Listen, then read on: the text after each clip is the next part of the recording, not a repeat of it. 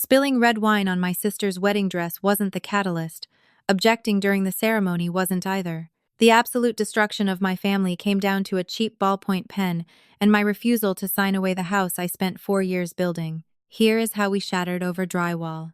When I bought the half-acre on Elm Street, it was a graveyard for rusted shopping carts and overgrown sumac weeds. I was 24, working full-time at a structural engineering firm as a junior drafter, and pulling weekend shifts at a local hardware store just to qualify for the land loan. My parents, Robert and Diane, didn't come to the closing. They were busy helping my younger sister, Melody, move into her junior year college apartment. They paid her tuition and her rent in cash. I paid my closing costs in rolled coins and a completely zeroed-out savings account. I didn't have the money to hire a crew, so I became the crew. I learned to frame from reading dog-eared library books and watching an old retired contractor named Mike, who lived 2 doors down. He'd trade me advice and muscle for decent coffee and home-cooked meals. For 3 solid years, my entire existence was sawdust, fiberglass insulation, and the constant dull ache in my lower back. I laid the foundation in the sweltering August heat. I remember the sharp sting of sweat rolling into my eyes, the heavy metallic smell of wet concrete curing in the sun, and the blisters on my palms tearing open before turning into thick, yellow calluses. Every single paycheck I earned went directly into lumber, copper wiring, PVC pipes, and roofing shingles. I didn't buy new clothes. I didn't go out for drinks. I ate peanut butter sandwiches while sitting on stacks of drywall. My parents visited the dirt lot exactly twice during the heavy construction phase. The first time was just to drop off a bulky, outdated microwave they had replaced in their own kitchen. Robert stood on the edge of the freshly poured foundation, looking down at the rough plumbing stubs, careful not to get the wet red clay on his leather loafers. "Looks small," he said, squinting at the perimeter lines. "Are you sure you aren't in over your head, Rowan? Melody is looking at a beautiful pre-war condo downtown. Move-in ready. Secure building." "I'm sure, Dad," I replied, wiping a streak of gray drywall mud off my forehead with the back of a filthy flannel sleeve. Diane had just sighed, pulling her trench coat tighter against the wind. "Well, please don't come crying to us when you inevitably run out of money. We're on a very strict fixed budget with Melody's European Study Abroad program coming up next spring." I didn't ask them for a single dime. When winter hit, I slept on a deflating air mattress in the unfinished, uninsulated basement with a single oscillating space heater. I woke up every morning with my breath pluming in the freezing air, my fingers stiff and cracked, just so I could save enough to afford the custom oak cabinets I wanted for the kitchen. I hung the drywall myself. I nearly broke my collarbone when a framing nailer kicked back on a heavy piece of header wood. I bled into the subflooring. By the time I turned 28, the house was done. It wasn't just a structure, it was a physical manifestation of my independence. 4 bedrooms, 3 bathrooms, a wide wraparound porch, and a kitchen flooded with natural morning light. I milled the baseboards myself in the garage. I tiled the master bathroom by hand, spending 70 hours on my bruised knees, making sure every single grout line was perfectly, mathematically level. When the city inspector finally signed off on the certificate of occupancy, I sat on the bare hardwood floor of the empty living room, leaned against the freshly painted wall, and cried until my ribs ached. A week later, the bank appraised it. Thanks to a booming suburban market and the sheer volume of sweat equity I'd poured into every square inch, the property was valued at just over $500,000. My mortgage on the land and materials was less than a third of that. I was secure. I had a home. Melody got engaged to Liam 6 months after I finally moved my furniture out of the basement and into the master bedroom. Liam was a nice enough guy, a mid-level regional manager who wore too much expensive cologne and nodded enthusiastically at whatever my father said about politics or the stock market. Melody's engagement ring caught the light like a disco ball. It cost more than the used pickup truck I drove to haul my lumber. The wedding planning immediately became a consuming, chaotic black hole for my parents. They insisted on paying for everything, refusing to let Liam's family contribute. "It's what parents do for their daughters," Diane told me over the phone one evening, her voice tight and frayed with financial stress. "We want her day to be absolutely flawless." The venue they booked was a historic botanical garden that charged a small fortune just to look at their catering brochure. The dinner was a 5-course plated affair with imported seafood. The floral arrangements alone cost more than my roof. I watched from the sidelines as my parents drained their retirement accounts and took out a massive second mortgage on their own home to fund what was quickly ballooning into an $80,000 party. Meanwhile, Melody started loudly complaining about the local housing market. At our mandatory Sunday family dinners, she would push her artisan salad around her plate and sigh heavily. "It's just impossible out there," she whined one weekend, leaning her perfectly styled head on Liam's shoulder. "Everything in our approved price range is so ugly, or it needs gutting.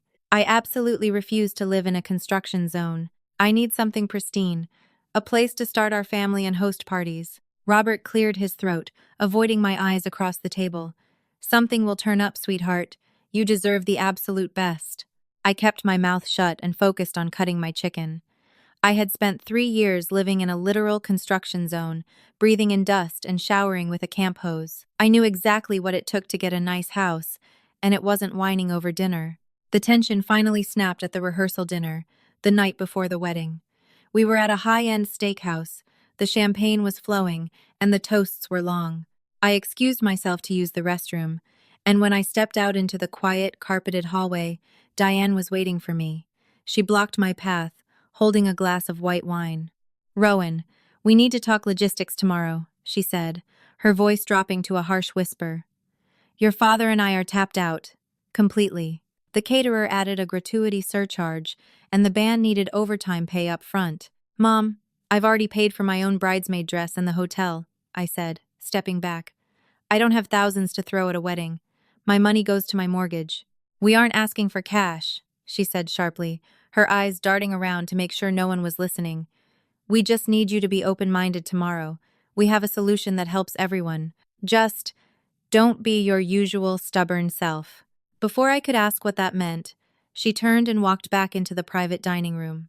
The wedding day arrived with aggressively perfect weather, a crisp autumn afternoon with golden sunlight filtering through the massive oak trees at the botanical garden. I wore my dark blue bridesmaid dress, feeling entirely out of place among the sea of custom tailoring, expensive updos, and designer gowns. The ceremony was long, tearful, and incredibly expensive.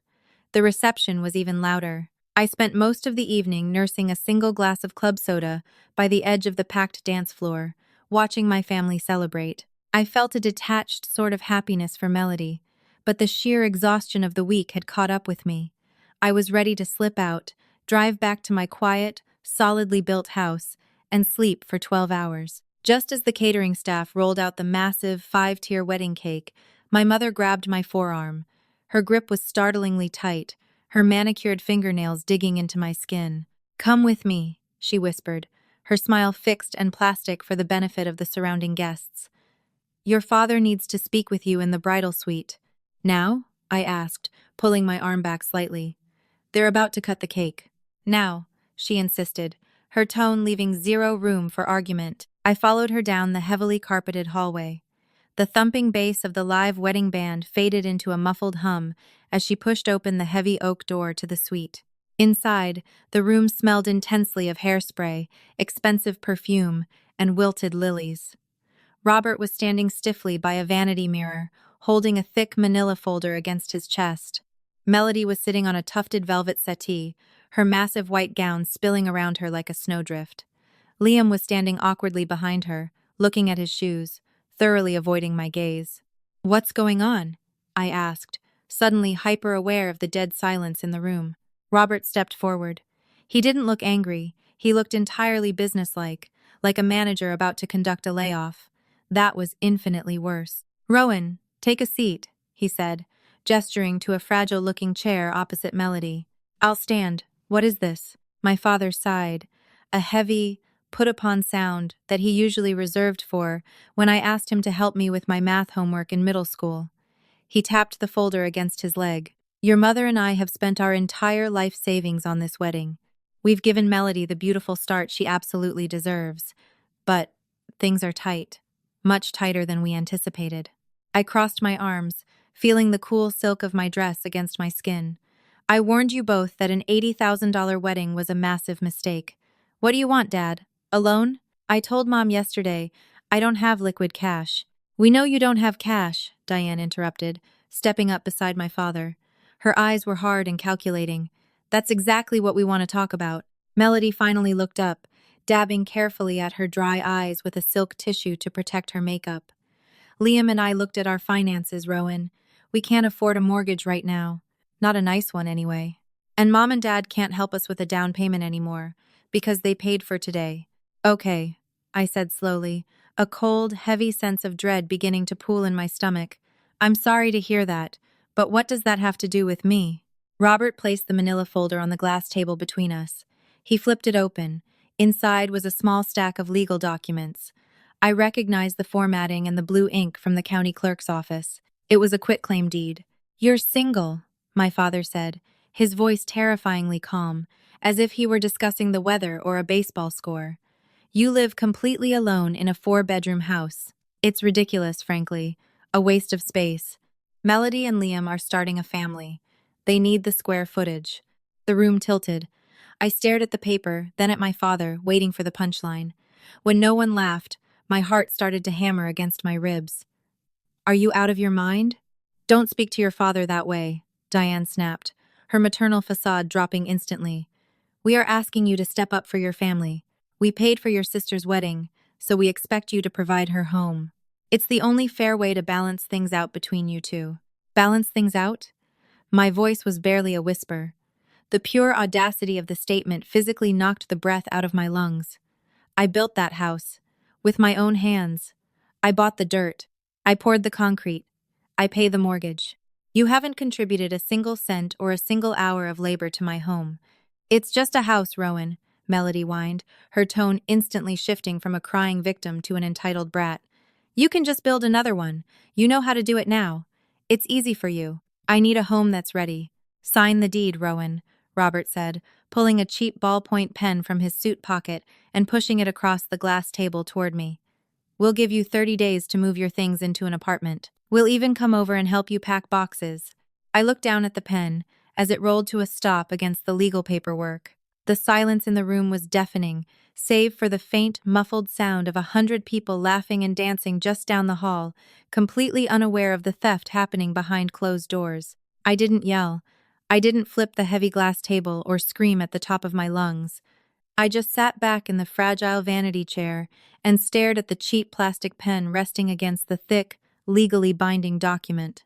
The sheer, unadulterated absurdity of the demand anchored me to the floor. The muffled bass from the reception band thumped through the floorboards, a steady, indifferent heartbeat to the absolute destruction of my family. You're entirely serious, I said, my voice flat, devoid of any inflection. You truly believe, in your minds, that I am going to sign over the property I built? Robert sighed, adjusting the Windsor knot of his silk tie. He looked at me with a strained, patronizing patience, the exact same look he gave me when I struggled to parallel park at 16. Rowan, be reasonable. You have a fantastic job at the firm. You have no dependents. You can easily get another mortgage, maybe build a townhome. Melody needs a yard. She needs the school district. I am reasonable, I replied. I stood up slowly. The dark silk of my bridesmaid dress rustled loudly in the suffocatingly quiet room. I'm leaving. Have a nice life. All of you. I turned toward the heavy oak door, but Diane moved with a sudden, vicious speed. She grabbed my leather clutch off the side table, the clutch holding my car keys, my driver's license, and my house keys, and pressed it tightly against her chest. She stepped sideways, physically blocking the exit. You are not walking out of here, Diane hissed. Her face, usually so perfectly composed for high society events, was flushed with an ugly, desperate anger. You are not ruining your sister's big day. We made a promise to Liam's parents. They paid for the 3-week honeymoon to Greece. We told them we were providing the housing as our contribution. You are making us look like total frauds. I stopped a foot away from her. The heavy scent of her expensive floral perfume was nauseating.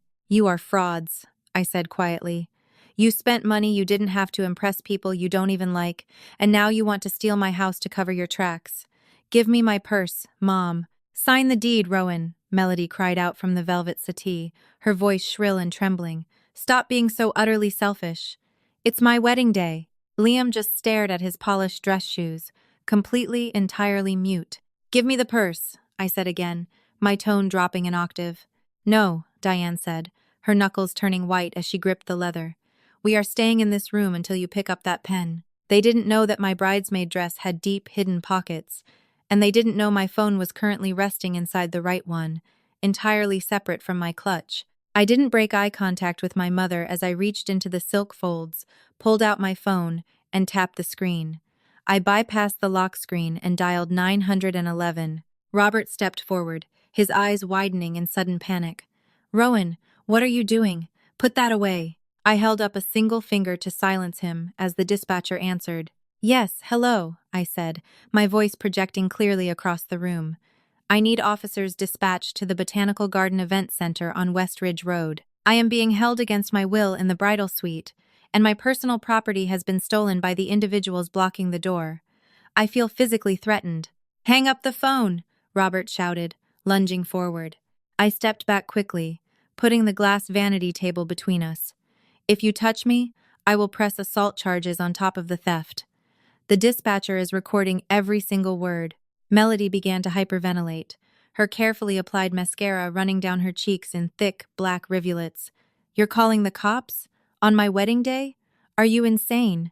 The police are on their way, I told the room, sliding the phone back into my pocket. You have about 10 minutes before they walk through that reception hall. You can give me my keys now and let me leave quietly, or we can make this a public spectacle. Your choice. Diane looked terrified, but her pride was a toxic, immovable thing. She gripped the purse tighter. You're bluffing. You wouldn't embarrass us like that in front of the regional vice president of Liam's company. I simply leaned against the wall, crossed my arms, and waited. The silence in the room stretched out, agonizing and thick. Melody sobbed openly, ruining her makeup. Robert paced the floor, muttering curses under his breath, shooting venomous glares in my direction. Liam finally moved, placing a hesitant hand on Melody's shoulder, looking completely out of his depth. Nobody offered me the purse. Exactly 12 minutes later, the music in the adjacent hall abruptly stopped. A murmur rippled through the crowd, loud enough to be heard through the heavy walls. Then came the heavy, rhythmic thud of boots striding down the carpeted hallway. A sharp, authoritative knock hammered against the suite door. Police department, open up. Diane visibly flinched. The color completely drained from Robert's face. I walked past my mother, turned the brass deadbolt, and pulled the door open. 2 uniformed officers stood in the hallway. Behind them, craning their necks to see past the doorway, were over 100 wedding guests. The catering staff had stopped pouring champagne. Liam's parents were standing near the cake, their mouths hanging open in shock. Are you the one who called? The taller officer asked, looking at me. I am, I said, stepping into the hallway. That woman in the green dress is holding my keys and my identification, and they refuse to let me leave the room. I just want my belongings so I can go home. The officer looked past me at Diane. Ma'am, hand over the purse. Diane stammered, her eyes darting to the crowd of horrified onlookers.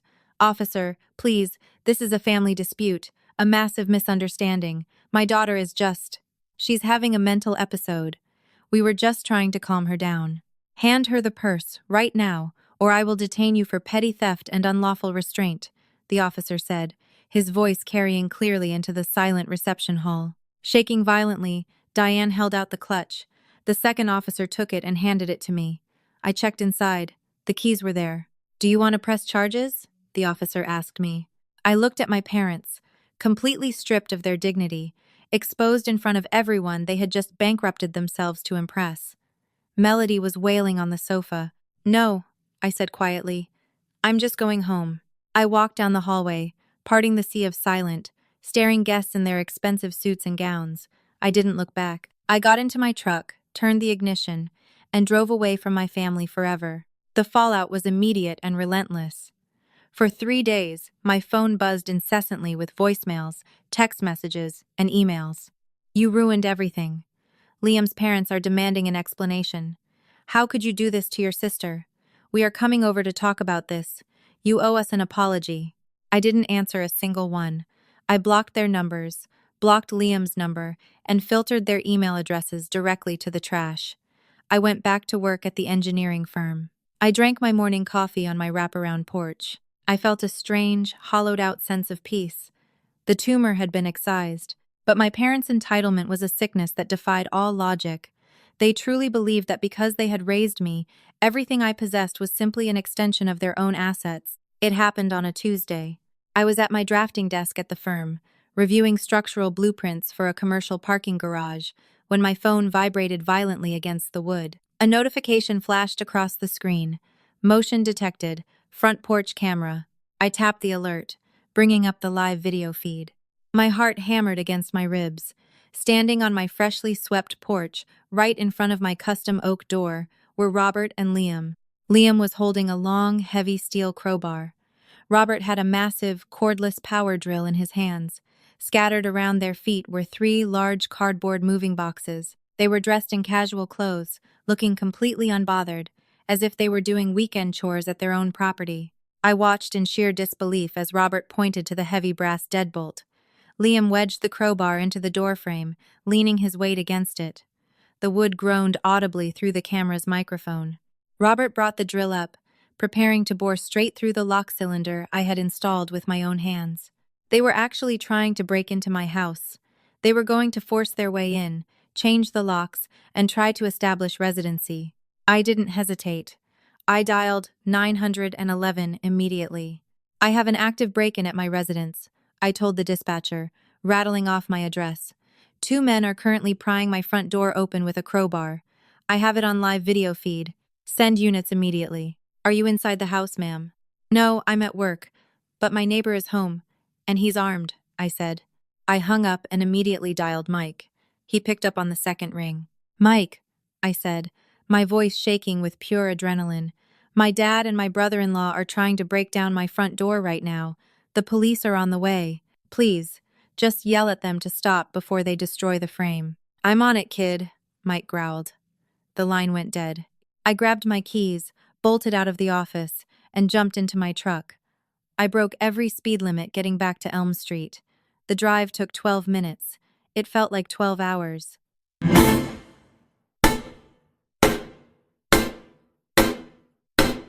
When I turned the corner onto my street, the flashing red and blue lights were already painting the neighborhood in chaotic strokes. 2 police cruisers were parked at steep angles on my lawn. I slammed the truck into park and jumped out. The scene on my front lawn was something out of a surreal, pathetic comedy.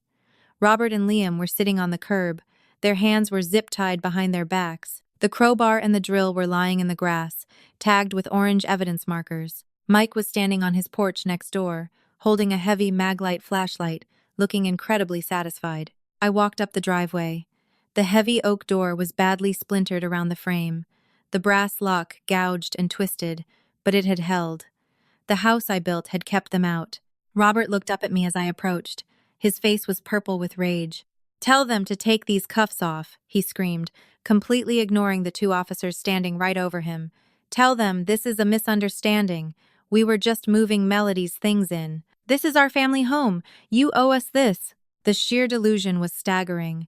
He was sitting in the dirt, arrested for felony breaking and entering, and he still believed he was the righteous victim. "It's not your home," I said, my voice eerily calm. I looked down at him, feeling absolutely nothing. No pity, no anger, just a cold, vast emptiness where a daughter's love used to be.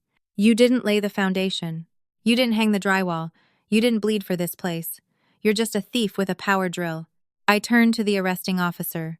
"I am the sole owner of this property. These men do not have permission to be here. I want to press full charges for attempted burglary and property damage." "You can't do this," Liam yelled, struggling against the plastic cuffs. "I'll lose my job. I have a background check coming up for a promotion. Rowan, please." "You should have thought about that before you took a crowbar to my front door," I replied, not even looking at him. I gave my formal statement to the police right there on the hood of the cruiser, showing them the deed to the house on my phone and the security footage of the break-in. I watched as they hauled my father and my brother-in-law into the back of the squad cars. The heavy doors slammed shut, cutting off Robert's furious shouting. The cruisers pulled away, the sirens silent, leaving the street quiet once again. I spent the rest of the afternoon patching the splintered wood frame and installing a reinforced, heavy-duty strike plate. Mike came over and helped me hold the door steady while I sank 4-inch steel screws into the studs. We didn't talk much. We didn't need to. Later that evening, the local precinct called. Diane had bailed them out. I immediately filed for a permanent restraining order against all three of them. Because of the clear video evidence and the police report of the violent break-in, the judge granted it without hesitation. I heard through the grapevine of extended relatives, the few I hadn't blocked yet, that the fallout was catastrophic. Liam's company fired him when the felony arrest became public. Melody moved back in with my parents, her fairy tale marriage crumbling under the weight of financial ruin and legal fees. My parents had to list their own house for sale to cover the massive debts from the wedding and the incoming criminal defense lawyers. They lost everything because they couldn't stand the fact that I had built something of my own.